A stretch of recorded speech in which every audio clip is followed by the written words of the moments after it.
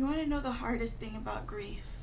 The hardest thing about grief is that it's an emotion that you can't even define. It's a sadness, yet it's a happiness that the person that you love lived, but it's a sadness that they're no longer there for you to hold their hand or give them a hug or give them a kiss on the cheek or tell them you love them or to share a joke or just a conversation of them sharing their wisdom.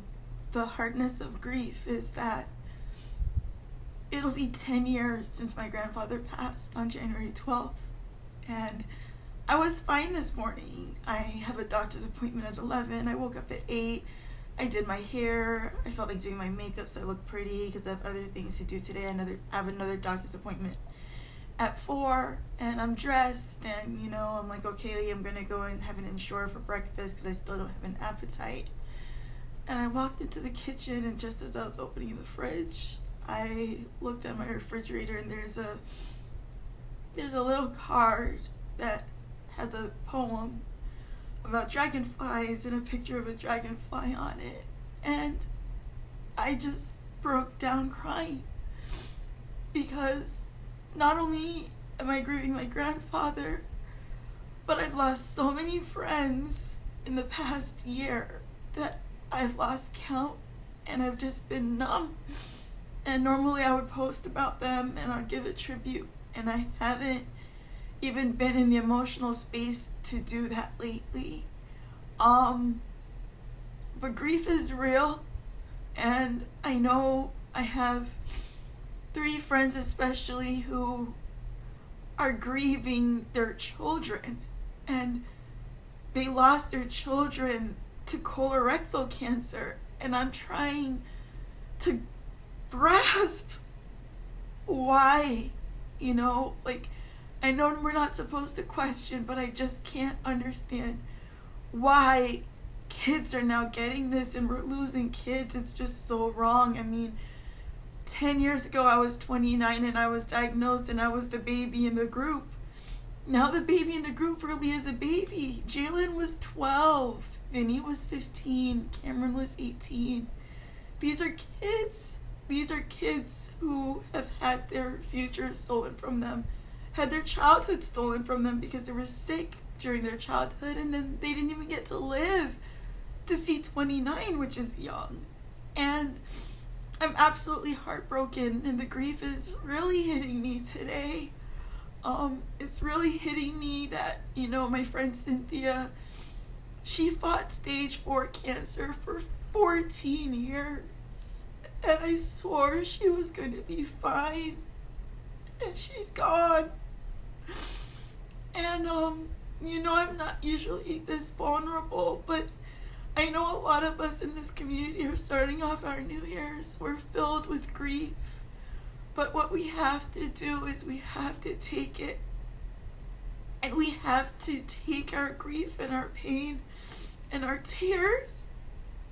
And we have to find a way to be strong and to live for those who didn't get a chance. And we have to fight for those who didn't get a chance or whose fight was cut short. Nobody loses to colon cancer. Everybody wins, even if they pass. Cynthia, she beat cancer till the end, till her dying breath. She beat cancer. And now she's cancer-free wherever she is. So she really did beat cancer, and for that I'm happy. But we have to take our grief, and we have to take our pain, and we have to take our losses, and we have to use it to fuel our advocacy so we can prevent Jalen's and Cameron's and Vinny's and other people like us from dying from getting colon cancer in the first place. My main focus right now is that people like me, people of African descent, have a 25+% higher chance of getting colorectal cancer. We're diagnosed at later stages, and we tend to have a higher mortality rate. No one is really raising the awareness for it the way it needs to be. If you have a majority of people who are at a higher risk, those are the people that need to have the advocacy for them, to have the representation of people who look like them.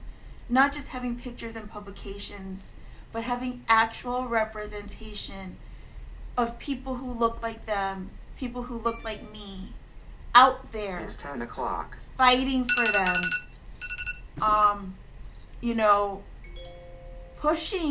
Pushing to raise awareness and let them know that they're at higher risk. Chadwick Boseman's passing, yes, it put a spotlight on the issue, but the issue should have had a spotlight on it from before. Maybe Chadwick would still be alive. And what we need to do is we need to honor Chadwick. We need to honor those like us who have passed away. And we need to advocate for people like us, people who are in underserved communities, people who are low income, people who are homeless. The people who are forgotten are the people who are at higher risk. And those are the people that I intend to fight for. This is not only a call to action from me, it's also a commitment from me. And it's also a sneak peek of a project that I'm starting this March. And I will continue to give sneak peeks. I will continue to let you into my life.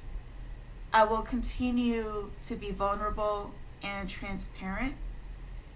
And I will continue to urge you to help me in my advocacy for those who are at high risk, those like our children who might not be at increased risk but aren't being tested and are being diagnosed at stage 4. This shouldn't be happening.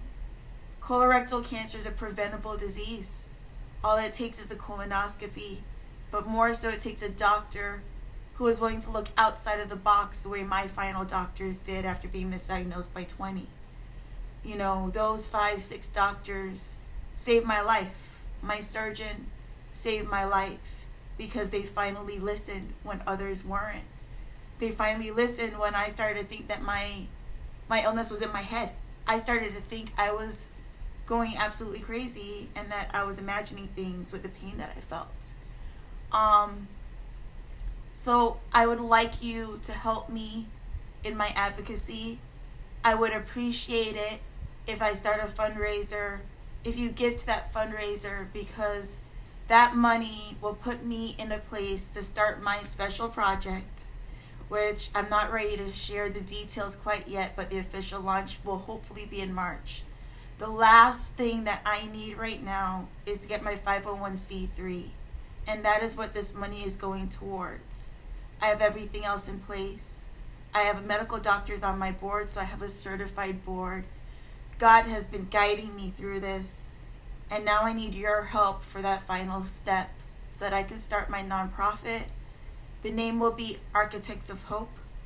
God is the real architect, and I'm an architect by trade because I love building things that give people shelter, give people comfort, house them, give them a home filled with love and a safe environment. The symbol of Architects of Hope is the Ark. And I will get more into that in the future, but just like building homes, that Ark saved humanity and the animal kingdom. And it was a safe haven in the storm. And I want to be like Noah for people like me. I want to give them support.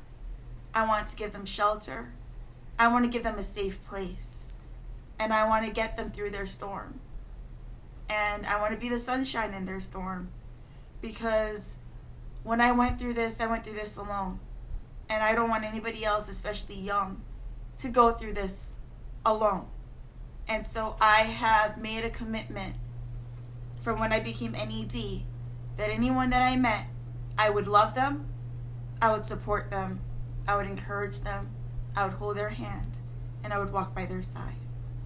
And I have done that for many, and I want to do that for many more. So if I set up a Facebook fundraiser, please know that you're helping me to eventually help others. And I've put a lot in place already. So this is just the final step, like I said.